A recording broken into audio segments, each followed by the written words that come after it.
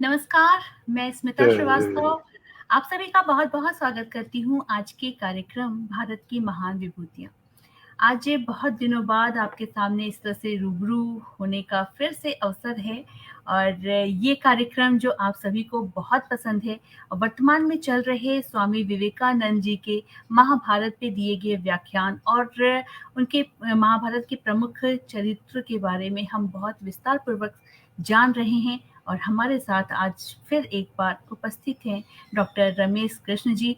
हम उनका बहुत ही आदर और सम्मान के साथ स्वागत करते हैं। गुरुजी सादर प्रणाम, बहुत-बहुत स्वागत है जय आपका। बहुत है। ठीक है सुधा मोदी जी जी। हमारे साथ जुड़ी हुई है, स्वागत कर रही हैं वो भी आपका भी स्वागत है सुधा दीदी। मैं चाहूँगी कौन कि मोदी आप जी हैं? इसको हाँ, मोदी जी हमारे साथ जुड़ गई हैं, तो बस अब उनका अच्छा। आशीर्वाद, उनका साथ हमें मिल चुका है। मैं चाहूँगी कि मोदी जी इसको शेयर भी कर दें ताकि अधिक से अधिक लोगों तक ये बातें पहुँच सकें। अंजलि प्रभाकर जी हैं, स्वागत कर रही हैं आपका और मैं चाहूँगी कि आप भी कृपया शेयर करें। आपका भी बहुत-बहुत स्वागत है अंजलि जी, बहुत अच्छी बहुत कलाकार हैं। गुरुजी मैं चाहूँगी कि हम लोग अब शुरू करते हैं। जी। ओ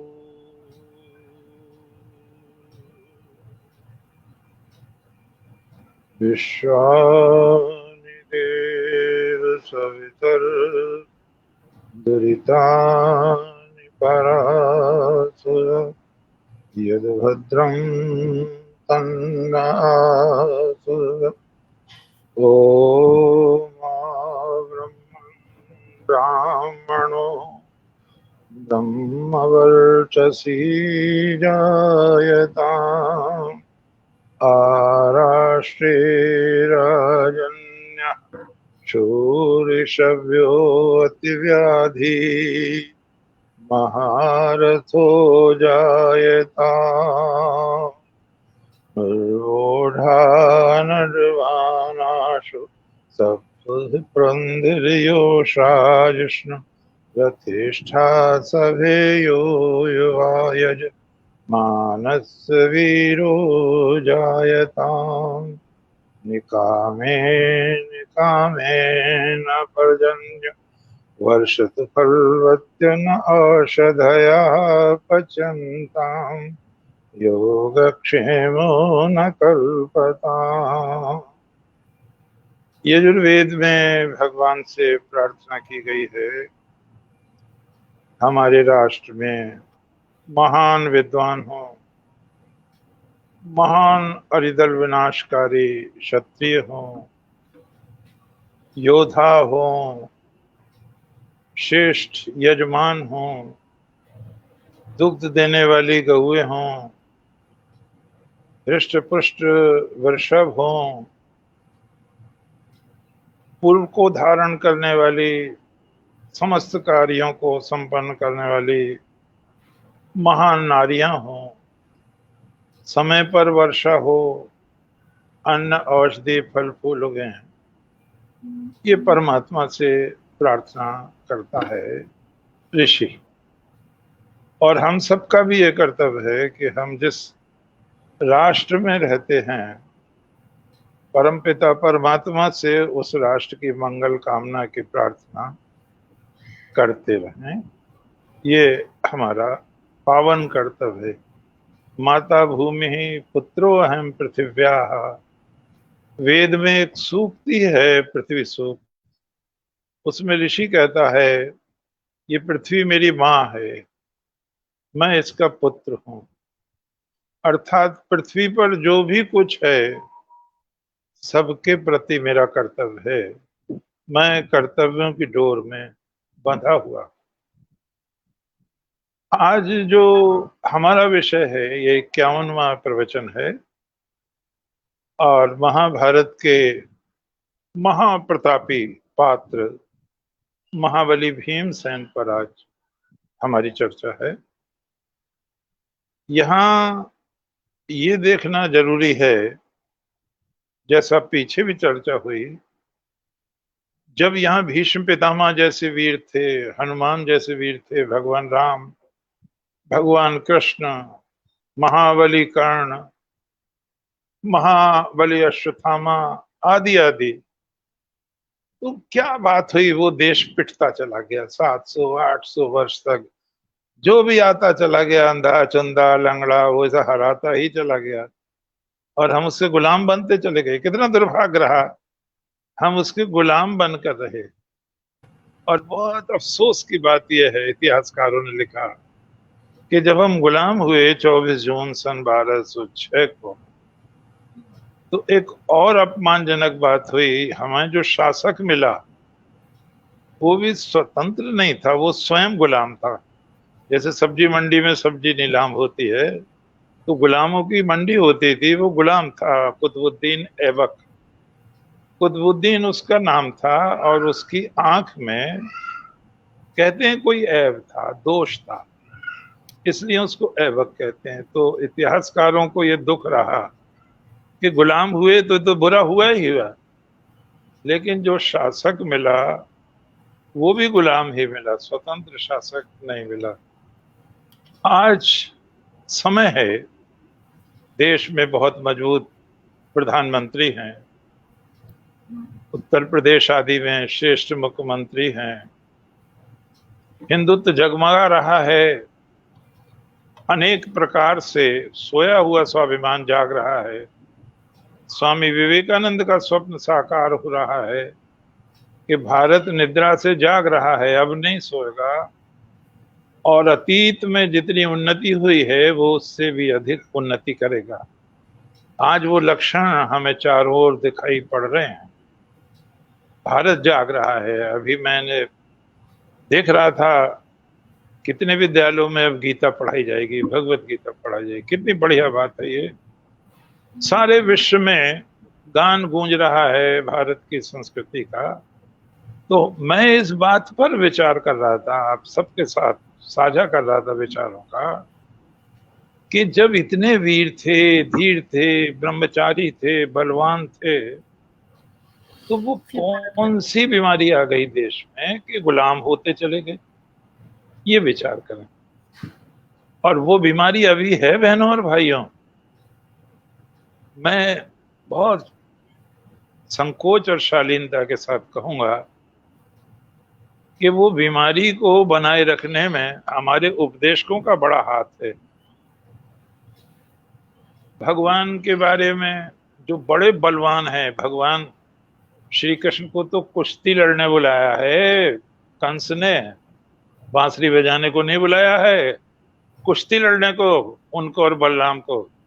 और जो सर्वश्रेष्ठ पहलवान है वो आंध्र से मंगाए गए हैं, चाड़ू और मुष्टिक। लेकिन हमारे कथावाचक, हमारे ये लोग, श्याम चूड़ी बेचने आया और कंकड़िया मार के जगाया और मैं बची राम जी की कृपा से, तुम्हारी ऐसी तैसी, क्या कर रहे हो? अब इस घर को आग लग गई घर के चिराग से। भाई, महापुरुषों की मिट्टी पलीत मत करो, अपनी गंदगी उन पर मत थोपो। जो प्रातः स्मरणीय है, महान है, जिनका नाम लेने से ही मन पवित्र हो जाता है, तुम किस रंग में रंग रहे हो? मैंने कई कथाएं सुनी हैं, कोई भगवान कृष्ण के पौरुष की चर्चा ही नहीं करता, अर्जुन के पौरुष की चर्चा नहीं करता। पता नहीं क्या कसम खा ली है, ऐसे सुंदर थे, ऐसे कोमल थे और वहां छेड़ दिया और ये कर दिया। ये पक्ष है और वो पक्ष 11 वर्ष तक ही शोभा देता है। श्री भगवान का जो बचपन है वो 11 वर्ष तक रहा है गोकुल में, फिर कभी नहीं गए वो। और उनका पूर्ण समय कितना है? 125 वर्ष। तो जो राष्ट्र निर्माण की साधना है, जो धर्म के क्षेत्र में योगदान है, जो गणराज्य के क्षेत्र में योगदान है, निरंकुश राजाओं का दमन है, प्रेम और कर्तव्य की शिक्षा है, निवृत्ति और प्रवृत्ति का समन्वय है, युद्ध क्षेत्र में अनेक समस्याओं को सुलझाया, उसकी कोई चर्चा ही नहीं करते। तो जैसा आपका कर्म वैसे ही फल है। तो वीर क्यों पैदा होंगे?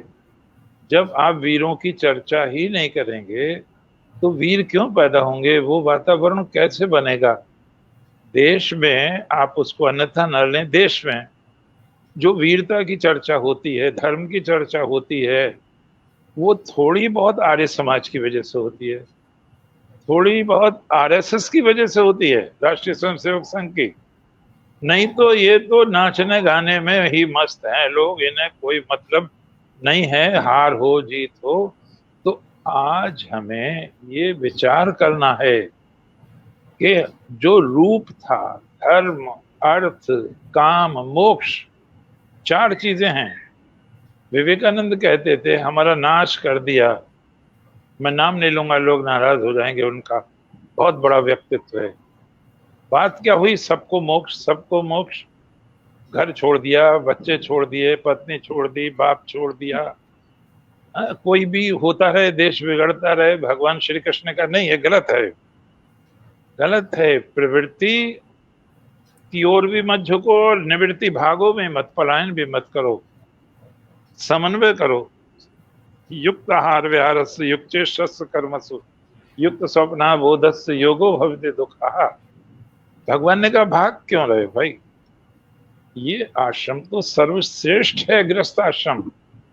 गृहस्थ आश्रम के घर ही रोटी बनती है, ना वो ब्रह्मचर्य आश्रम वाले के रोटी बनती है, ना वो वानप्रस्थ वाले के बनती है, ना वो सन्यासी वाले के बनती है। भगवान मनु भी कहते हैं, महाभारत कार भी कहता है, जिस तरह सारे जंतु वायु के सहारे जीवित रहते हैं, ज्ञानी ध्यानी जितने भी हैं वो गृहस्थ की रोटी खाकर ही जीवित रहते हैं। इसलिए गृहस्थ को दोष मत दो। भगवान श्री कृष्ण आजीवन गृहस्थ रहे, भगवान श्री राम आजीवन गृहस्थ रहे, उन्होंने संसार भी साधा और मोक्ष भी साधा। ये तो अभ्युदय निश्चय ससिद्धि सधर्म आत्मनो मोक्षार्थम जगत हिताय च।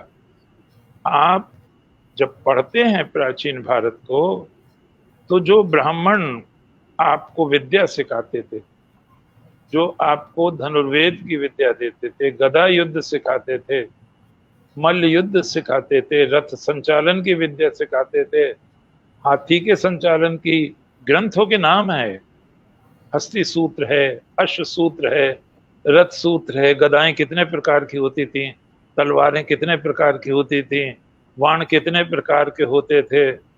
और जैसे मैं पहले कह रहा था, अगर राजाओं को युद्ध न करना हो तो जुआ खेल लेते थे, इसको शतरंज कहते हैं। इसमें हार जीत हो जाती है, सेना का कोई सिपाही नहीं मरता, कोई घोड़ा हाथी कुछ नहीं मरता। तो ये एक चीज थी, लेकिन इसका दुरुपयोग कर दिया लोगों ने। तो ठीक इसी तरह जब राजाओं में युद्ध हो, दो राजाओं में, और आपको सेना न मरवानी हो, प्रजा का नुकसान न करना हो, खेत खलियान न नष्ट करने हो, तो एक बहुत सुंदर उपाय था, द्वंद्व कराओ, मल्ल युद्ध करा दो दोनों राजाओं में, जैसे भीम और जरासंध का है। जो हार जाएगा वो प्रत्यर्पण हो जाएगा, वो विजेता हो जाएगा। तो यहाँ पर ये ध्यान देने की चीज है, ये तो सबको पता है कि भगवान कृष्ण ब्रज में थे, गाय चराते थे, माखन खाते थे, लीलाएं करते थे, लेकिन इस बात की भी खोज होनी चाहिए।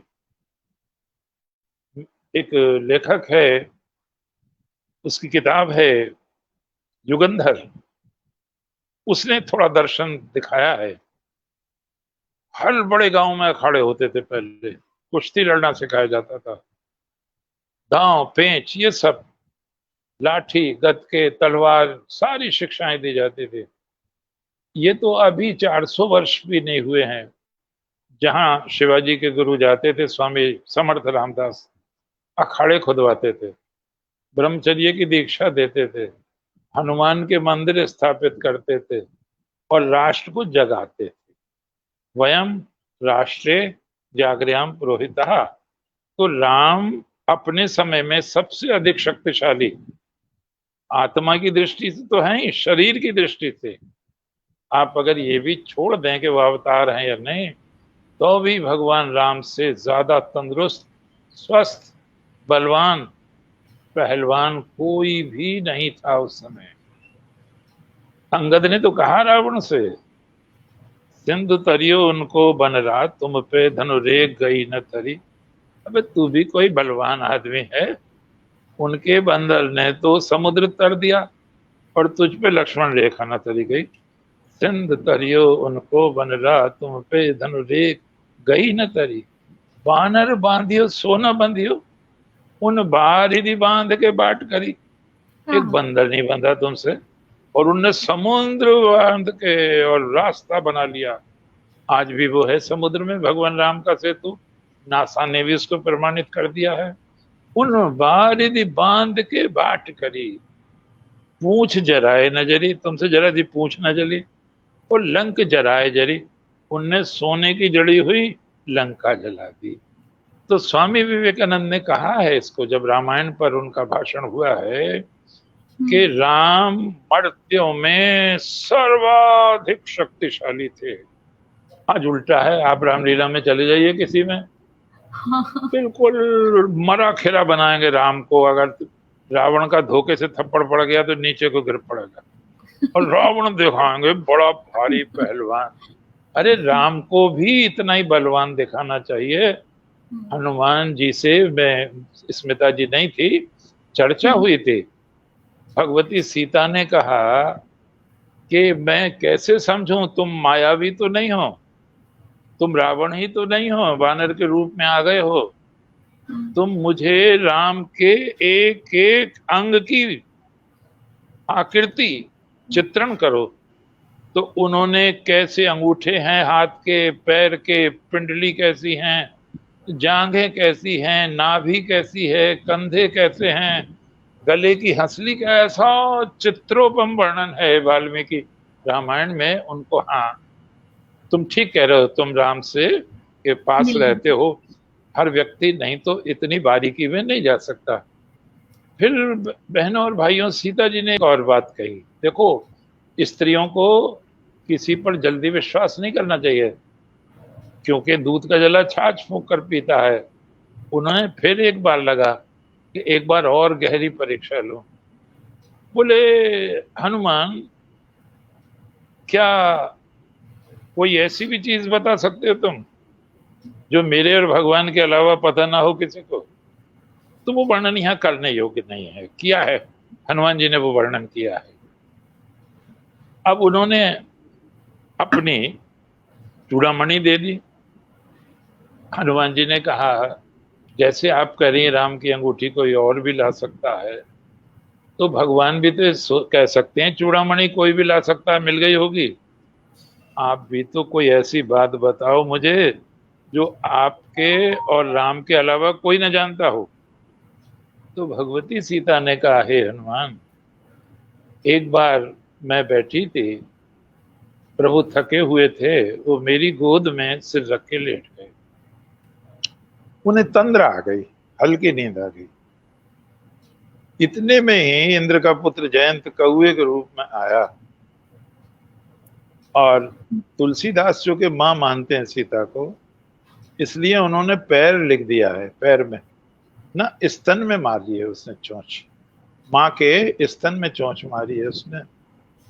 और बार बार उड़ाने पर भी नहीं गया है, तो रक्त छलक के जब वो प्रभु के सीने पे गिरा गरम गरम, तब उनकी आंख खुली, देखा तो वो कौआ उड़ा हुआ जा रहा है। और हे हनुमान, इस बात को लक्ष्मण भी नहीं जानते, मैं जानती हूं और मेरे पति जानते हैं। और तभी उन्होंने बाण छोड़ दिया उसके पीछे। वो तीनों लोकों में भागा फिरा, उसको कहीं शरण नहीं मिली। अंत तो गत्वा उसने क्षमा मांगी। तो हनुमान जी ने कहा, अब मुझे मां विश्वास हो गया। तो मेरा कहने का आशय ये है, आप जिन चरित्रों की बात कर रहे हैं, जिन्होंने संसार बदला है, वो शरीर से भी बलवान थे, आत्मा से भी बलवान थे। या आत्मदा बलदा यस्य विश्वपासते प्रशम, यस्य देवा यस्य छाया अमृतम, यस्य मृत्यु कस्मई देवाय हविषा विद्या। मैंने अभी बताया आपको, अपने समय में भगवान श्री कृष्ण और बलराम, अब दोनों भाइयों में तुलना नहीं हो सकती। शारीरिक भौतिक दृष्टि से बलराम ज्यादा ताकतवर हैं, भगवान श्री राम कृष्ण से। बहुत बड़े पहलवान आदमी हैं। और मैं एक बात और कहता हूँ, आपको अच्छी लगेगी, हंसी भी आएगी, कि जैसे दुर्योधन की तरफ से शकुनी ने जुआ खेला, अगर बलराम जी युधिष्ठिर की तरफ से जुआ खेल देते तो दुर्योधन मना कर देता जुआ खेलने से। अब आप कहेंगे ये क्या बात है, ये बड़ी गहरी बात है, ये अंदर की बात है। अंदर की बात यह है, बलराम जी बड़े पहलवान आदमी थे, अगर वो जीत जाए तो ठीक है, उन्हें हरा दे तो उसे जान से मार देते थे, उधर शकुनी को जान से मार देते। तो दुर्योधन बहुत होशियार आदमी था। अगर बलराम उधर से कहते मैं खेलता हूं युधिष्ठिर की तरफ से, तो दुर्योधन ही जीवित न रहता। लेकिन पता नहीं, ईश्वर जाने, उनकी के साथ ही रही है। बहुत तगड़े हैं बलराम। हम थोड़ा उसे स्मरण करें। कंस ने जब पूतना के द्वारा, अघासुर के द्वारा, वृषभासुर के, केशी के, कालिय नाग के, आदि आदि के, पूतना के, और किसी माध्यम से जब श्री कृष्ण को वो परास्त नहीं कर सका, तो उसने एक और माया रची कि यहाँ एक उत्सव है और बाहर के पहलवान आएंगे और तुम भी बहुत प्रसिद्ध पहलवान हो, आप कुश्ती लड़ो उनसे। तो भगवान श्री कृष्ण और बलराम को कुश्ती का निमंत्रण है, और उसके पीछे दुर्भावना है कि वो तो अभी किशोरी हैं, बच्चे हैं, और आंध्रा के जो पहलवान है, जगत प्रसिद्ध पहलवान हैं, मैं उनके द्वारा मरवा दूंगा और मेरी बदनामी भी नहीं होगी। ये था उसका उद्देश्य, छिपा हुआ उद्देश्य। और देखो भगवान कृष्ण का वर्णन उसे करते ही नहीं कथावाचक, पता नहीं क्यों नहीं करते, क्या बात है, शर्माते हैं, झेपते हैं, या दक्षिणा कम मिलेगी, पता नहीं, ये तो वो जाने क्या घपला है। लेकिन पहले ही लक्षण है भगवान का, मल्लाना मशने, चाणूर और मुष्टिक घबरा गए। वो भगवान का शरीर देखकर श्री कृष्ण का, कैसा है, अरे लोहे का शरीर। कहते हैं बजरंग बली, बजरंग का क्या मतलब है, वज्र का है जिसका अंग, वो है बजरंग बली। अरे ये तो बजरंग शरीर वाले हैं। मल्ला नाम निर्णाम नरवराहा, और अरे ये तो राजा होने योग्य हैं। श्री राम स्मर मूर्तिमान, अरे गो कितने सुंदर हैं, साक्षात कामदेव हैं। गोपा नाम सजनो, जो गाय पालते हैं, गौओं से प्यार करते हैं, उन्हें तो वो अपने आत्मीय लगे, जो हम हैं वही कृष्ण है। और फिर कहते हैं मल्ला नाम श्री राम नरवरा श्री राम विष्णु गोपा नाम सजनो असताम सिद्ध भुजाम शास्ता, दुष्टों को वो दंडधारी यमराज लगे। अवराट विदुषाम, जो अज्ञानी थे उन्हें लगा दे तो बच्चे हैं, वो नहीं समझ पाए। मृत्योर भोजपते, जो लगातार बच्चों की हत्याएं करता आ रहा था, बड़े बड़े पाप करता आ रहा था, बाप को कैद में डाल रखा था, बहन बहनोई को, तुरंत के बच्चों को मार रहा था, अपने को जो ईश्वर ही समझ रहा था, उसे कैसे लगे। मृत्योर भोजपते, भोजपति भगवान विष्णु हैं, कंस भोज है यादवों की 18 शाखाएं, तो वो भोज शाखा का है कंस, भगवान विष्णु, इसीलिए वार्ष्णेय भी कहते हैं भगवान को। तो उसको भगवान कृष्ण कैसे लगे, मृत्यु, ओहो मेरी मृत्यु आ गई, ऐसा घबरा गया बहनों और भाइयों। वो कृष्ण के शरीर को देखकर, देखो अभी युद्ध नहीं हुआ, अभी कुश्ती नहीं हुई है, वो शरीर देखकर, देह यष्टि देखकर, अंग अंग देखकर, स्वामी विवेकानंद क्या कहते थे, मैं ऐसे युवक चाहता हूं जिनकी मांसपेशियां लोहे की हों, जिनकी धमनियां वज्र की हों, ताजा रक्त बहता हो। तुम गीता बाद में पढ़ना, पहले फुटबॉल खेलो। गीता सबसे बलवान व्यक्ति ने सुनाई है और सबसे बलवान व्यक्ति को सुनाई है। तुम गीता को नहीं ग्रहण कर सकते जब तक तुम्हारे शरीर में उद्दाम बल ना होगा, वज्र शरीर नहीं होगा। पहले तुम शरीर को बलवान बनाओ, साधना करो। अब तो फिर वो कहता है मृत्यु भोजपते विराट शाम तत्वम परम योगी नाम। हा, योगियों को तो परम तत्व परमात्मा ही अनुभूत हुए भगवान श्री कृष्ण। वृष्णि नाम पर देवते थे, जो वृष्णि लोग थे उन्हें तो हमारे देवता आए हैं। रंगम गतः साग्रजहा। तो भगवान के जहां अनेक रूप हैं, हमें विचार करना चाहिए। हमने इस रूप की अवहेलना की, तौहीन की, वीर रूप की तौहीन की, बलवान रूप की तौहीन की, हमने वज्र रूप की तौहीन की। जो उन्होंने पहलवानी की है, दूध दही मक्खन खा के यमुना की कछारों में डंड लगाए हैं, बैठक लगाई है, लाठी का अभ्यास किया है, तलवार का अभ्यास किया है। संदीपनी गुरु के पास तो बाद में गए हैं, यहाँ पहले विद्या प्राप्त की है, और वो कितने बड़े बलवान हैं। एक चीज और लोगों को पता नहीं है, शायद कम को पता है, ये तो नहीं कहूंगा सबको पता नहीं है। भगवान कृष्ण ने जिस कंस को मारा था वो स्वयं में बहुत बड़ा पहलवान था। हाँ। और कंस से पहले सबसे बड़ा पहलवान भारत का जरासंध था। जरासंध किसी से परास्त नहीं हुआ था कुश्ती में। जरासंध को कंस ने परास्त किया था मल्ल युद्ध में। तो वो इतना प्रभावित हुआ, जरासंध, दो बेटियां थी, दोनों का विवाह उसने कंस से कर दिया। और उस बूढ़े जरासंध को 23 दिन में मारा है भीम ने, ये ध्यान देने की चीज है, 23 दिन में। और भगवान ने उस कंस को उठा के पटक दिया है। तो ये बल की जो साधना है, आत्मा के साथ शरीर बल की साधना, ये जरूर होनी चाहिए। आप पढ़ते हैं कुछ अपने साहित्यकारों को, जयशंकर प्रसाद जी पावर बादाम की ठंडाई रोज पीते थे, 4 सेर दूध की मलाई से पूरी खाते थे रात को, 800 डंड 800 बैठक लगाते थे। एक बदमाश आ गया, अली शेर नाम था उसका, वो चाकू गाड़ देता था तख्त पे, ले या दे। उसका मतलब या तो चाकू मारूंगा तेरे पेट में, या तू हफ्ता दे दे, जैसे ही माफिया लोग करते हैं। बड़ी कृपा हो रही है योगी जी ने, अच्छे अच्छों की अकड़ ठिकाने लगा रहे हैं वो। तो उनने गाड़ दिया चाकू। अब जो प्रसाद जी हैं वो नीचे बैठे थे तक, छोटा से खटोले पे, दुकान पे नौकर बैठा था। तो थोड़ा वो सा हिल गया है आपका कैमरा। तो वो घबरा तो गया, वो नौकर घबरा तो गया, लेकिन फिर भी उसने थोड़ी हिम्मत रखी कि गुरुजी तो हैं हमारे, ये तो हैं, देख लेंगे। नहीं तो वो तो डर के मारे दे देता पैसे, क्यों जान अपने खब। तो प्रसाद जी उठे नहीं खटोले से, और वहीं से हाथ बढ़ा के अली शेर का गट्टा पकड़ लिया, और उसे लगा जैसे सन्यासी ने जकड़ लिया, और चीख निकल गई उसकी, मर जाऊंगा मर जाऊंगा मर जाऊंगा। चक्कू पक्कू दूसरे का सब छूट गया। प्रसाद बोले, जान से मर रही हैं अगर देख ली हैं दोबारा।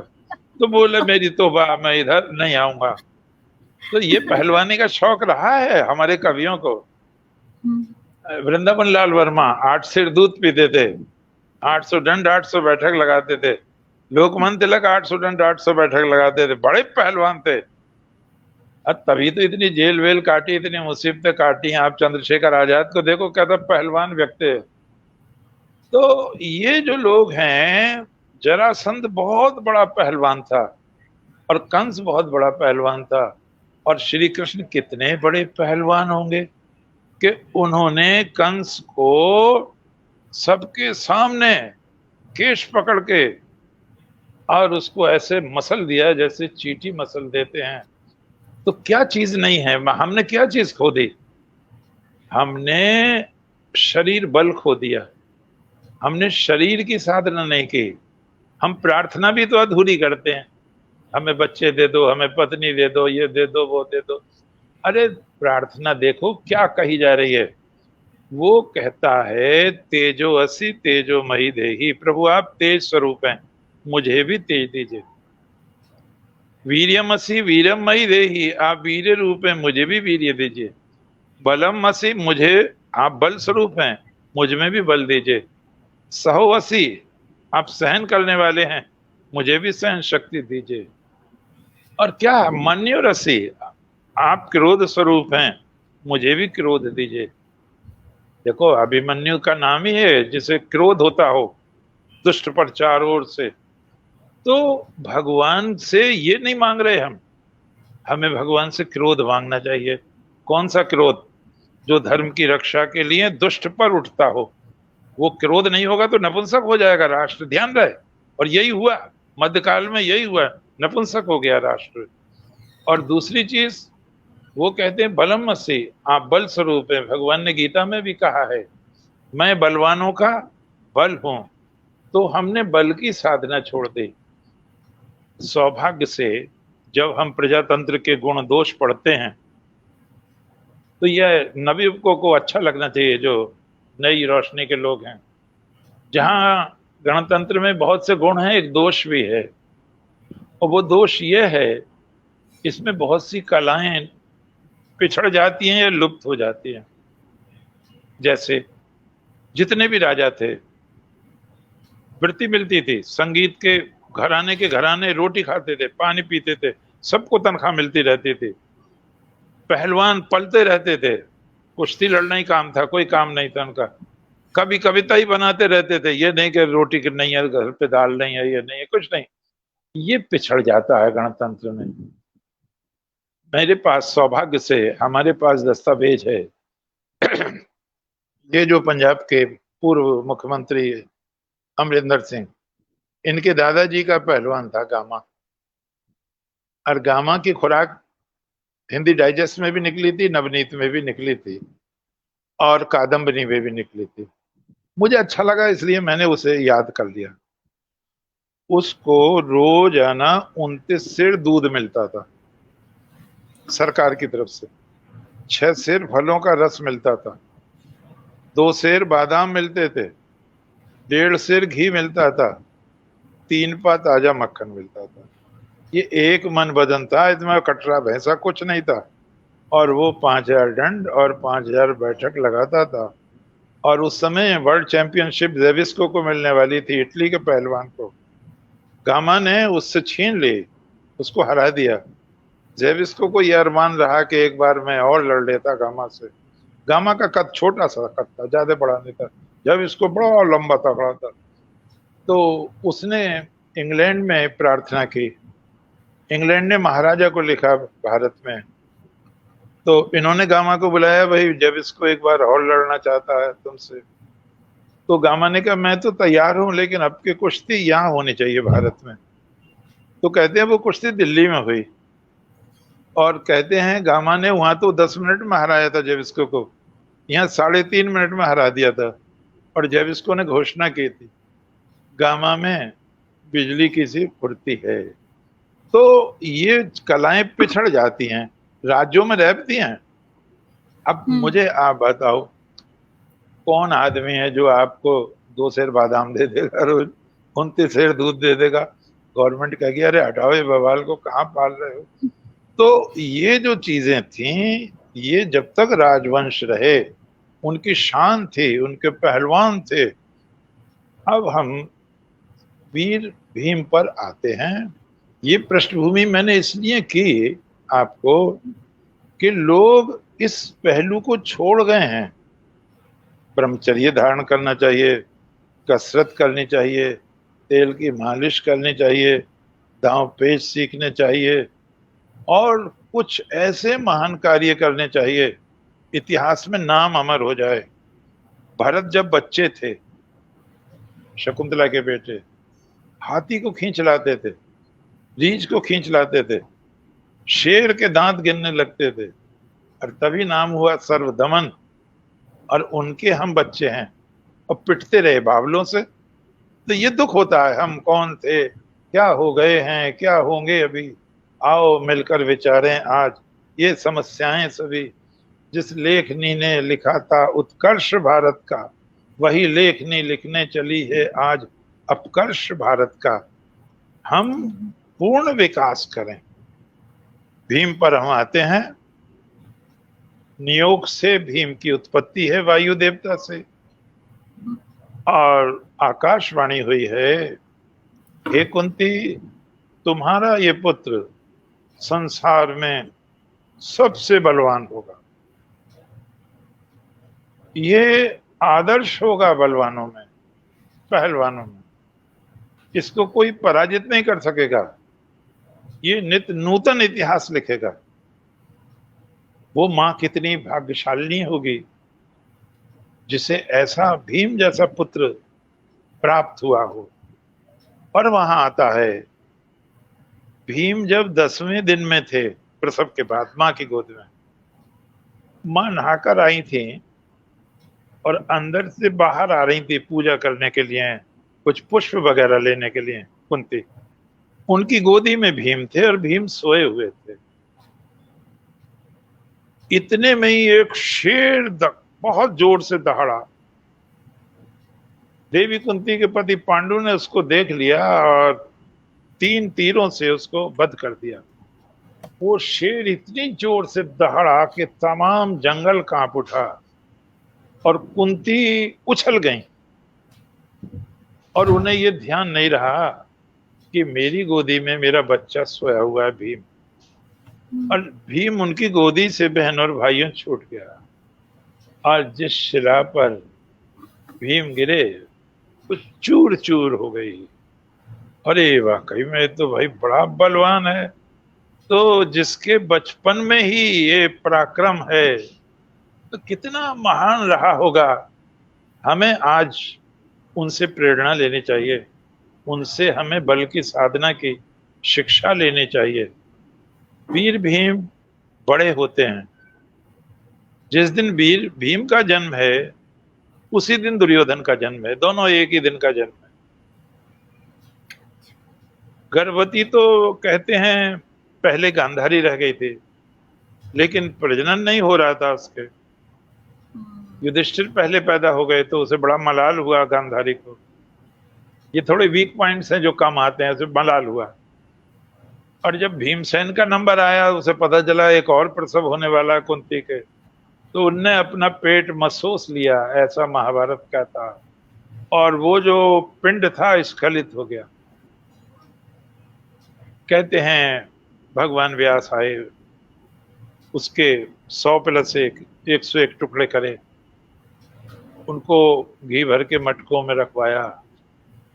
और लोग ये कहते हैं कि इसका अनुसंधान करने से ये लगता है कि टेस्ट ट्यूब बेबी की कला आती थी प्राचीन भारत में, नहीं तो मटकों में कई बच्चे पैदा हो रहे हैं।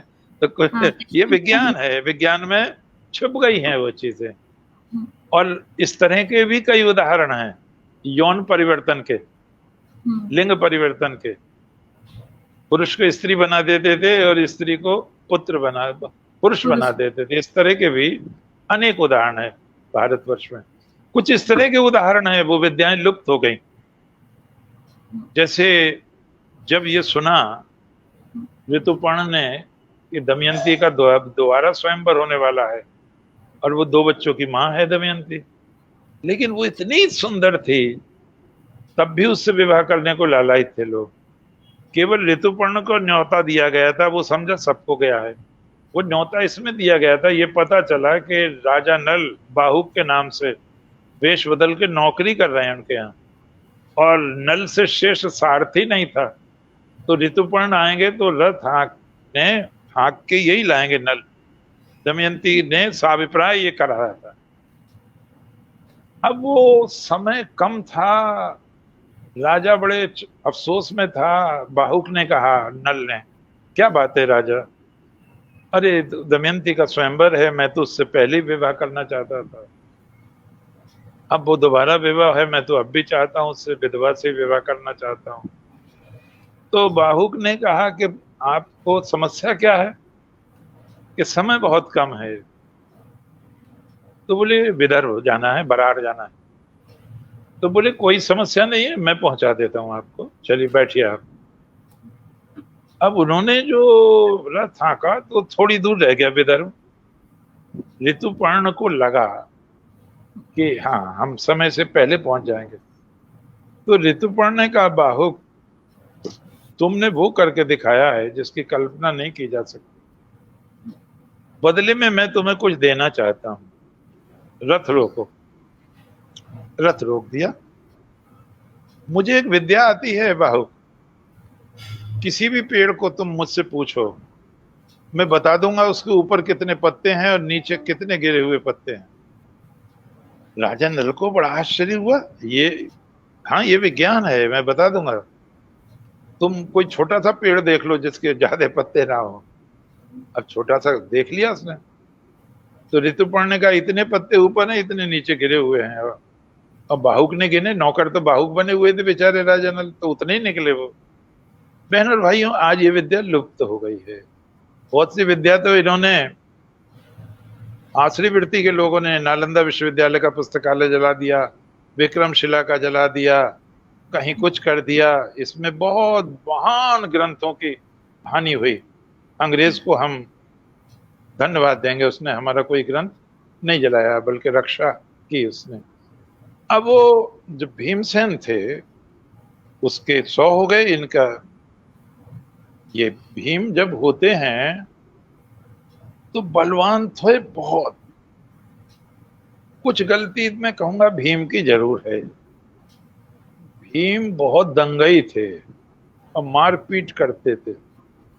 मुंह से मार देते थे, पेट में लात मार देते थे, सिर लड़ा देते थे उनके। यानी वो 100 एक तरफ और अकेले भीम एक तरफ। और दुर्योधन जरा ज्यादा तगड़ा था, उसे बहुत कष्ट होता था। उसने कहा दुशासन से और कर्ण से, कर्ण भी वही है, ये गलत दिखाया कि वो नहीं पढ़ा, यहीं पढ़ा है वो बचपन से। तो उन्होंने कहा भाई एक काम करो। वो क्या बोले, ये जो है भीम, इसको जहर दे दो, बहाना लो कि हम वन विहार जा रहे हैं, खीर बनवाओ, खीर में जहर दिलवा दो, कालकूट। खीर बनी और कालकूट मिला दिया उसमें। और दुर्योधन ने अपने हाथ से बड़े प्रेम जता जता के उनको आवश्यकता से भी अधिक खीर खिलवा दी। भीम के एक अग्नि थी, ब्रक बोलते हैं उसको, ऐसे व्यक्ति को बदहजमी नहीं होती। और वो खाते चले गए। जब उन्हें नशा हो गया बहुत ज्यादा, तो उसने लताओं से बांध के और ऊपर के ऊंचे स्थान से गंगा में ढकेल दिया। कहते हैं वीर भीम पाताल चले गए, नीचे नीचे नीचे नीचे, और उन्हें सर्पों ने काटना शुरू कर दिया। उससे एक लाभ हुआ सर्पों के काटने से। वो जो विष था, स्थावर और जंगम, 2 तरह का विष होता। तो वो जो विष था वो इससे कट गया, चूस लिया इन्होंने, सर्पों ने, और भीम निर्विष हो गए। जब निर्विष हो गए और उनकी आंख खोली, तो उन्होंने, कहते हैं, सर्पों को मारना शुरू कर दिया। सर्प भाग के राजा वासुकी के पास गए कि एक महाबलवान बालक है, वो तो अभी बड़ा भी नहीं है और उसने बहुत लोगों को मार दिया हमें। तो कहते हैं वासुकी नाग और आर्यक नाग दोनों आए। तो आर्यक नाग कुंती के पिता शूरसेन, शूरसेन के नाना थे। यानी शूरसेन के नाना का विवाह नाग जाति में हुआ था, मनुष्य थे ये। तो उन्होंने पहचान लिया भीम को, अरे ये तो मेरे दोहित्र का दोहित्र है। अब उन्होंने भी क्रोध नहीं किया। फिर वासुकी ने जब ये देखा, भाई ये तो अपना रिश्तेदार निकला, उसको लाए और उन्होंने कहा वरदान मांगो बेटा। वासुकी ने कहा भीम से। तो आर्यक नाग ने कहा इसको शक्तिवर्धक रस पिला दीजिए कुंड का। हाँ, पिला दो इसको। तो वो एक कुंड में जो भी रस पी जाए 1000 हाथी का बल आ जाता था। भीमसेन 8 कुंडों का रस पी गए, तो 8000 हाथी का बल तो वो हो गया। ये और इनाम मिला वहां दुर्योधन के दंड का। वो तो सोचता मर गया होगा, 8000 हाथी का बल हो गया और 2000 का स्वयं लिए फिर रहे थे। अब भीमसेन 10,000 हाथी का बल हो गया। उनको पहुंचाया गया ससम्मान। भीमसेन को ढूंढते फिरे यहाँ युधिष्ठिर वगैरह सब, इतना आतंक था दुर्योधन का, किसी ने उससे नहीं पूछा डर के मारे। उससे भीष्म भी पता नहीं क्यों डरते थे, उससे विदुर भी डरते थे। 8 दिन बाद जब वो सब रस पच गया और स्वस्थ हुए, तब वो जब आए 8 दिन बाद, तो सब रो रो के बुरा हाल था, माँ का, भाइयों का। उन्होंने आप बीती बताई। तब युधिष्ठिर ने कहा तुम इसे अपने तक रखना, बताना नहीं, नहीं तो जीवन खतरे में पड़ जाएगा। विदुर ने भी यही सलाह दी। तो मैं कभी कभी सोचता हूं कि बच्चे जो बिगड़ते हैं एक दिन में तो नहीं बिगड़ते। और जब ये पैदा हुआ था दुर्योधन, तो गीदड़ की आवाज में रोया था, ऐसा है लिखा महाभारत। तो विदुर ने कहा कि आप इसको त्याग दें, पुत्र को, धृतराष्ट्र से। क्यों? ये सर्वनाश कर देगा। अरे उन्होंने कहा तू अपना काम कर, सर्वनाश कर देगा। अब वो सचमुच किया उनने सर्वनाश, इसी तरह का महापुरुष हुआ वो। अब यही जो चीजें हैं आगे चल के और ज्यादा खतरनाक बन गई। उसने सोचा वारणावत में जला दो, वो चाह रहा था न रहे बांस न बजे बांसुरी, वो पांचों को मरवाना चाहता था। और विशेष रूप से भीम को तो लाक्षागिरी में भिजवा दिया, आग लगवा दी। विदुर जी ने सब समझा दिया था। भीष्म पितामह के चक्कर में होते तो मर जाते पांचों पांडव में मैया के। विदुर जी ने बचाया है। इतिहास विदुर के चरणों में श्रद्धा सुमन समर्पित करेगा, भीष्म के नहीं। दादा ने इतिहास की उपेक्षा की है। कमजोर पड़ता है भीष्म का व्यक्तित्व। विदुर यहाँ आकाश में पहुंच जाते हैं श्रद्धा की दृष्टि से, हर पल वो रक्षा करते हैं। और उन्होंने कह दिया था कि देखो जब वन में आग लग जाती है तो बिल में जो रहते हैं वो बच जाते हैं। और मिलेच्छ भाषा में कह दिया था तुम्हें जलाने का प्रयत्न है, तुम सुरंग खुदवा देना, मैं भेज रहा हूं खनक। तो विदुर जी की कृपा से बच गए और प्रोचन को भी आग में डाल दिया जैसे उम्मीद थी दुर्योधन की तरफ से। उनकी कृपा से ये निकल गए। अब वेश बदलते घूम रहे हैं और एक ब्राह्मण के घर शरण ले ली, भिक्षा मांग के खा रहे हैं। कहाँ तो राजाओं के बच्चे, कहाँ भिक्षा मांग रहे हैं। एक बात मैं और कहूंगा जो भी सुन रहे हैं इसको, ये कभी विचार करना। योगी अरविंद जी ने कहा है कि जितने बड़े आदमी हुए हैं उतने ही संकट पड़े हैं उस पर। जिसमें संकट नहीं पड़ता बड़ा आदमी नहीं बनता, कभी भी नहीं बनता वो। जितने बड़े आदमी हुए हैं सब संकट से गुजरे हैं। ये संसार एक परीक्षा स्थल है, दुख हैं प्रश्न कठोर, देखकर होती बुद्धि विकल है, किंतु स्वात्म बल विज्ञ मनुज पहुंच ठीक अटकल से, हल करते हैं प्रश्न अविरल मेधा बल से।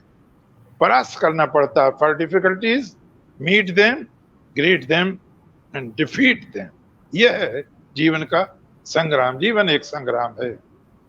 ब्राह्मण के घर रुक रहे हैं। एक दिन रात से ही रोना पीटना मच गया वहां पे। पूछा क्या बात है? कुंती गई अंदर, बोले बड़ी गलती हो गई हमसे। ब्राह्मण बोला, बोले क्या? मैंने यहीं विवाह किया था, ये मेरी बहू यहीं की रहने वाली है। मैंने इससे कहा था यहाँ का राजा कमजोर है, यहाँ नहीं रहना चाहिए। बोले नहीं, मैं यहीं पैदा हुई, यहाँ ही रहूंगी। जिस आदमी को बसना हो तो उसे ये देखना चाहिए राजा रक्षा कर सकता है या नहीं, और उसका दंड हमें आज मिल रहा है। राजा तो कमजोर है, हमारी रक्षा का जो दायित्व है वो एक राक्षस पर है, और उसको बकासुर कहते हैं। वो प्रतिदिन बना हुआ भात, दाल, मांस, 2 भैंसे और 1 आदमी, इन सबको खाता है, बदले में रक्षा करता है। आज हमारी बारी है, ब्राह्मण बोले। मेरी पत्नी कह रही मैं जाऊंगी, मैं कहता हूँ मैं जाऊंगा। बच्चा बहुत छोटा है, वो कहता है मैं जाऊंगा। बेटी कहती है नहीं मैं जाऊंगी। तो हम बड़े दुखी हैं, हम क्यों इस राज्य में रहे। उस राज्य में नहीं बसना चाहिए जिसका राजा रक्षा ना कर सके। महाभारत में से बहुत विशाल से है। अराजक राष्ट्र में लूट होती है, बलात्कार होता है, चोरी होती है, डकैती होती है, अपहरण होते हैं। ये अराजक राज्य की स्थिति, भयानक स्थिति। तो वो अराजक स्थिति थी वहां पर। कुंती ने कहा तुम सो जाओ, अब रात हो रही है, मेरा बेटा चला जाएगा, खाना वाना तो इंतजाम करा लो आप, मेरा बेटा चला जाएगा। ब्राह्मण कहता है नहीं, ये तो हमें पाप लगेगा, हमें दोष लगेगा। वो कहती नहीं, तुम्हें दोष नहीं लगेगा, मेरा बेटा मंत्र सिद्ध है, वो राक्षस को मार देगा। मान गए वो लोग। तो कुंती ने भीम को बुलाया। भीम बोले ठीक है माँ, ये तो बहुत पुण्य का काम है, हम इतने दिन से इनके यहाँ ठहरे हुए हैं। युधिष्ठिर कहने लगे माँ से तुमने हमसे नहीं पूछा। माँ ने क्या, तुम इतने बड़े हो गए मैं तुमसे पूछ के निर्णय लूंगी। युधिष्ठिर ने क्षमा मांगी। अरे हम पर इनका उपकार है, और उपकार करने वाले का ऋण न चुकाया जाए तो ये भी पाप है। एक अवसर मिला है, जाने दो भीम को। और भीम गए वो सब राशन पानी लेके, और वहां एक तालाब था, उसमें उन्होंने हाथ पैर धोए, वो भैंसा गाड़ी खोली, और भीमसेन उसमें से निकाल निकाल के खाने लगे जो भी उन्हें अच्छा लगा।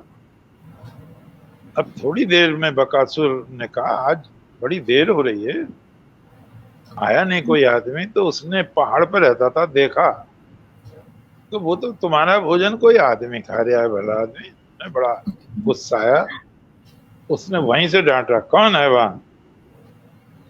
भीम ने उसकी बात पे ध्यान नहीं दिया, खाते ही रहे वो। उसने एक पत्थर मारा फेंक के, तो उन्होंने हथेली से फेंक दिया उसको। अब उसे और गुस्सा आया, और वो आया और दोनों में सारा खाना खा गए वो, जितना ले गए थे सब खा लिया। उसके लिए भले आदमी के कुछ भी नहीं छोड़ा। बड़ा भारी युद्ध हुआ, और वो जो युद्ध हुआ अंत तो गत्वा, भीम ने उसको दोहरा करके उसकी कमर तोड़ दी, आकाश में घुमा के उसे मारा, चीत्कार करके वो मर गया। उसके जो और साथी थे, रिश्तेदार थे, वो घिग्गी बंध गई। भीम ने कहा देखो तुम अगर यहाँ रहोगे तो किसी को सताओगे नहीं, नहीं तो तुम्हें भी मैं मार डालता हूं अभी। तो उन्होंने कहा नहीं, हम किसी को नहीं सताएंगे। अब उन्होंने उसकी जो बकासुर की लाश थी दरवाजे पे शहर के लाके टांग। सुबह को लोगों को बड़ा आश्चर्य हुआ, बकासुर मारा गया, बकासुर मारा गया, बकासुर मारा गया।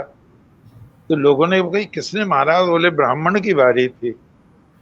सारे लोग गांव वाले ब्राह्मण के घर आए, तो बोले एक माँ ने कहा है मेरा बेटा मंत्र सिद्ध है, हमें दर्शन कराओ, हम माँ के चरण स्पर्श करेंगे, अभिनंदन करेंगे उन बच्चों का। तो वो जो गए तो कोई था ही नहीं घर में। युधिष्ठिर, कुंती, युधिष्ठिर, भीम, अर्जुन, नकुल, सहदेव रात में ही चले गए थे। क्यों चले गए थे? क्योंकि ये पता न चल जाए दुर्योधन को किसने मारा है बकासुर को। बकासुर को कोई आज की भाषा में किसी का नाम हो तो बुरा ना माने, ऐरा गहरा नत्थु खैरा तो मार नहीं सकता, बकासुर को तो भीम ही मार सकते हैं। इसका मतलब भीम जिंदा इसका मतलब इसका मतलब भीम जिंदा है। तो इस डर से वो, इससे पहले जरा सी एक घटना लेते हैं, फिर अगली बार पूरा करेंगे। एक जरा सी घटना और है। माँ और भाई गहरी नींद में हैं, थक गए हैं सब, भीम केवल पहरा दे रहे हैं। इतने में ही हिडिंब राक्षस ने और उसकी बहन हिडिंबा ने देखा। उसने कहा अपनी बहन से, देख आज तो बहुत दिन का भोजन आ गया, 6 लोग हैं, मार के खा लेते हैं। तो जरा हाँ। पता लगा कौन है ये। हिडिंबा आई और भीम को देखकर वो मुग्ध हो गई। इतना सुदर्शन व्यक्तित्व का स्वामी देखा नहीं था उसने। और हिडिंबा मायावी स्त्री थी, उसने भी बड़ा सुंदर रूप बना लिया। और उसने कहा, वीर तुम लोग यहां से भाग जाओ, मेरा भाई मार डालेगा तुम्हें। भीम ने कहा, आने दे अपने भाई को। इतने में ही हिडिंबा ने देख लिया और उसने कहा, मैं तुम पर मुग्ध हो गई हूं भीम से। माँ भी जाग गई, भाई भी जाग गए। आप मेरी कमर पर बैठ जाओ, मैं सबको ले जाऊंगी, राक्षस से बचा लूंगी आप। भीम ने कहा, नहीं नहीं, हम क्षत्रिय हैं, पलायन नहीं करते हैं। बहनों और भाइयों, बड़ा भारी युद्ध हुआ और भीम ने उसकी भी जीवन लीला समाप्त कर दी। जब जीवन लीला समाप्त हो गई तो हिडिंबा कुंती के चरणों में गिर के, मैंने वरण कर लिया है आपके पुत्र का। कुंती ने कहा, ठीक है तुम ले जाओ भीम को, पति मान रही हो तो ले जाओ, लेकिन मेरे बेटे को तुम रात में यहीं पहुंचा दिया करो, केवल दिन में रहेगा तुम्हारे पास। महाभारत कहता है वो बच्चा हुआ गया घटोत्कच, और वहां ये भी लिखा है वो पैदा होते ही जवान हो गया। घटोत्कच की अच्छी भूमिका रही है महाभारत में। हम बस स्रोत यहाँ पे छोड़ते हैं, आगे लेंगे उसको। यहीं उन्हें भगवान व्यास के दर्शन होते हैं, एक चक्रा नगरी में जहाँ रह रहे थे वो ब्राह्मण के यहाँ। भगवान व्यास ने कहा, फिर और ब्राह्मण मिले, उन्होंने भी कहा, स्वयंवर से पहले 1 महीने तक नाच गाने तमाशे उत्सव होते रहते थे कि वहां उत्सव हो रहा है बहुत भारी पांचाल में। कहाँ है पांचाल? बरेली, शाहजहांपुर, फरुखाबाद, लौट के ये काशीपुर तक, ये सारा पांचाल है जिसे रोहेलखंड कहते हैं आज। तो उन्होंने कहा, राजा द्रुपद की पुत्री का स्वयंवर है। व्यास ने कहा, तुम वहां जाओ, साभिप्राय बताया, तुम वहां जाओ। ब्राह्मणों से पूछा उन्होंने, तुम कहाँ जा रहे हो? ये भी ब्राह्मण के वेश में थे। हम द्रौपदी के स्वयंवर में जा रहे हैं, हम भी चलें? हाँ, बड़ी अच्छी बात है, वो तो समझते थे ब्राह्मण है, आप भी चलो।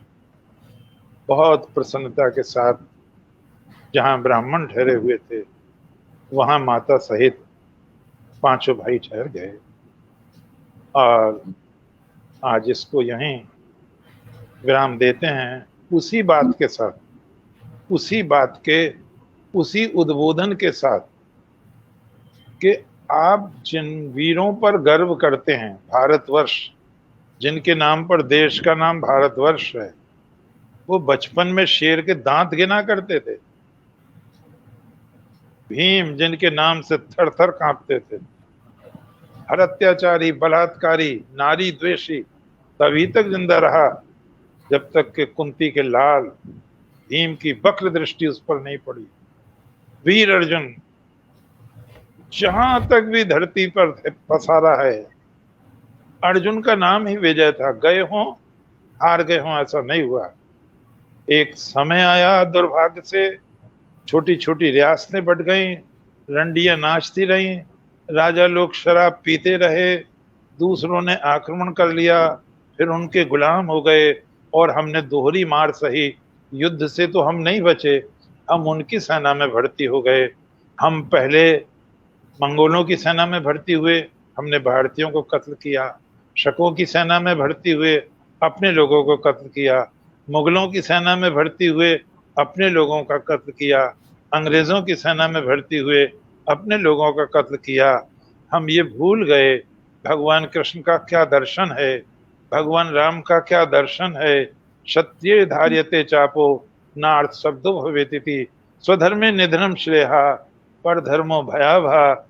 जो अपना स्वधर्म छोड़ देता है वो विनाश को प्राप्त हो जाता है।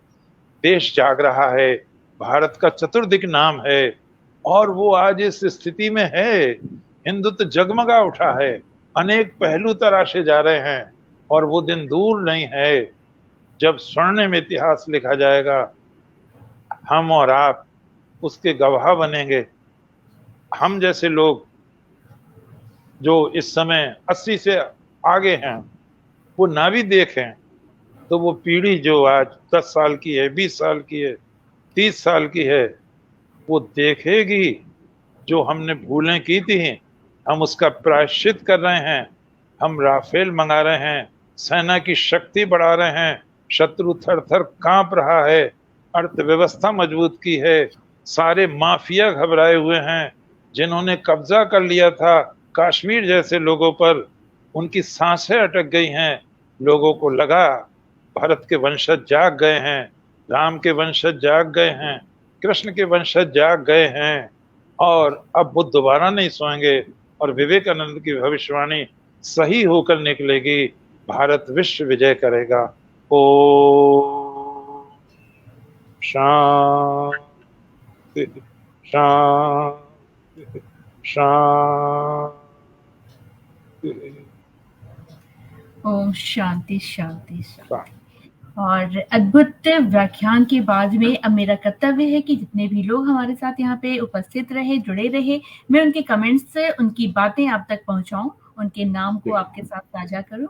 हमारे साथ में सुधा मोदी जी, अंजलि प्रभाकर जी बेहतरीन कलाकार और सुधा जी बेहतरीन रचनाकार, आपको प्रणाम कह दी है। मृत्युंजय कुमार श्रीवास्तव जी अद्भुत व्यक्तित्व।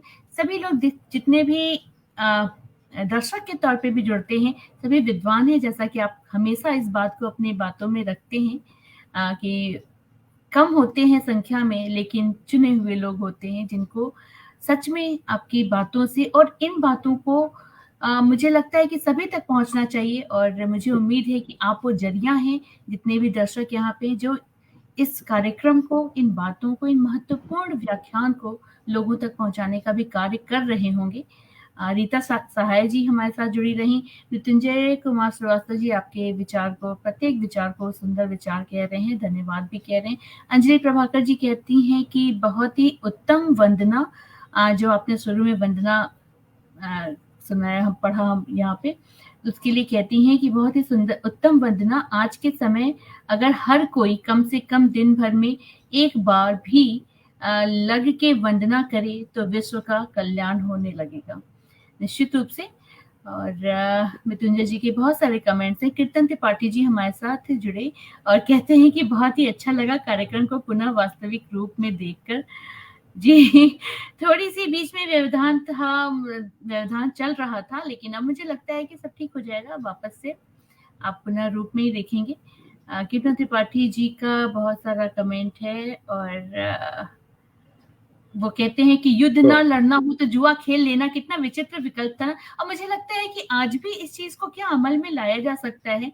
क्या रूस और यूक्रेन तक ये बात पहुंचा दी जाए कि आप लोग खेल भी सकते हैं। इस तरह का खेल ठीक नहीं है जो आप कर रहे हैं, लेकिन हाँ, ये जुआ खेल करके ठीक है। कीर्तन त्रिपाठी जी कहते हैं, स्मिता मैम हम आशा करते हैं कि आप पूरी ऊर्जा के साथ पुनः इस कार्यक्रम को वही पुराना रंग और रफ्तार देंगी। निश्चित रूप से कीर्तन जी, और आप लोग का प्यार और सहयोग इतना भरपूर मिलता है कि यहाँ से छोड़ के जाने का तो सवाल ही नहीं उठता है। लेकिन बीच में और जो दूसरी हमारे कर्तव्य हैं उसको भी देखना होता है। अब मैं वापस आ रही हूँ। सविता सिंह सूर्यवंशी जी हैं, सादर प्रणाम कहती हैं। प्रमोद श्रीवास्तव जी हैं, और भी आपको सादर प्रणाम कहते हैं और कहते हैं कि हमारी सनातन संस्कृति सबसे महान है, वो गर्व कर रहे हैं और हम सभी को करना चाहिए। विनोद यादव जी हैं, वो कहते हैं कि शब्दों के अजस्र गंगा के भागीरथ को सादर प्रणाम। लगता है कि शब्दों के माध्यम से बल मूर्तिमान ही नहीं हुआ, जीवंत हो उठा है। कितनी सुंदर बात और कितनी गहरी बात उन्होंने कही है। कालका प्रसाद अहिरवार जी हमारे साथ रहे, वो कहते हैं कि मुझे प्रणाम कह रहे हैं सर, आपको भी बहुत बहुत प्रणाम, सादर प्रणाम। और कहते हैं कि आपकी उपस्थिति के बिना कार्यक्रम में सजीवता की कमी महसूस हो रही थी। अब आपके आने से गुरुजी के प्रवचन में ओजस्वता प्रतीत हो रही है। जी, बहुत बहुत धन्यवाद आप लोगों ने। मुझे लग रहा है कि सभी ने मुझे मिस किया है तो ये भी मुझे सोच करके और महसूस करके भी अच्छा लग रहा है। लवी बंसल जी हैं, कह रही हैं बहुत अच्छी जानकारी आपने दी है, बहुत बहुत प्रणाम आपको। लवी जी बहुत स्वागत है आपका। बस अपना साथ ऐसे ही बना के रखें। और कीर्तन त्रिपाठी जी कहते हैं कि अपने ही तो थे जो गद्दार बने बने थे, वरना अंग्रेज या मुगल तो मुट्ठी भर भी तो आए ही नहीं थे। हाँ, यही सब कुछ बातें हैं, लेकिन केडी अब केडी सिंह नहीं है बहन जी क्या? केडी सिंह केडी सिंह जी नहीं है। केडी सिंह जी तक ये बात पहुंचा दी जाए कि गुरुजी उनको याद कर रहे अच्छा। थे। त्रिपाठी जी शिल्पी को प्रणाम अग्रवाल कह जी दिया भी, मेरा। हाँ वो भी त्रिपाठी जी आपको, को प्रणाम करता हूँ। हाँ। शिल्पी बहुत अग्रवाल जी कहती हैं कि बहुत खूबसूरत प्रोग्राम है दी जी। शिल्पी बस ऐसे ही हमारे साथ बनिए और अच्छी अच्छी आपको जानकारी भी मिलेगी। बहुत बहुत स्वागत है आपका। और सही बात है, जब अपने सभी साथ मिलकर के कोई भी कार्य करते हैं तो उसका आनंद भी होता है, सफर का भी। और जब हम मंजिल पे पहुंचते हैं तो उसकी भी खूबसूरती बनी रहती है। तो बस चलिए हम मिलकर के कुछ अच्छा करते हैं और आनंद लेते हैं इस साथ का, इस पल का और इस सफर का। तो गुरुजी, आज की सभा यहीं संपन्न करते हैं हम लोग और फिर बिल्कुल। अगले बुधवार को इसी समय पे हम मिलेंगे। लेकिन इस बीच कुछ बदलाव है, तो मैं वो अभी अपने दर्शकों के साथ साझा कर लूं गुरुजी। तो इस जी शुक्रवार को तो कार्यक्रम होगा बात मुलाकात, लेकिन और रविवार को होगा काव्यधार का रात में 8 बजे, जैसा कि होते चला आया है। और कार्यक्रम के लिए मैं थोड़ा सा माफी चाहूंगी और बात मुलाकात में ही आपको विभिन्न क्षेत्र से कुछ अच्छे लोगों से मिलवाने का जो मेरा वादा रहा है, जो कर्तव्य रहा है, उसको मैं पूरा करने का पूरा प्रयास रहेगा। तो चलिए शुक्रवार को फिर से मिलते हैं आप लोगों से। अपना ख्याल रखिए, जय ख्याल रखिए और हमारे साथ यहाँ पे बने रहिए। फिर मिलते हैं। नमस्कार, जय जय हिंद, जय भारत। जय जय। आ, जय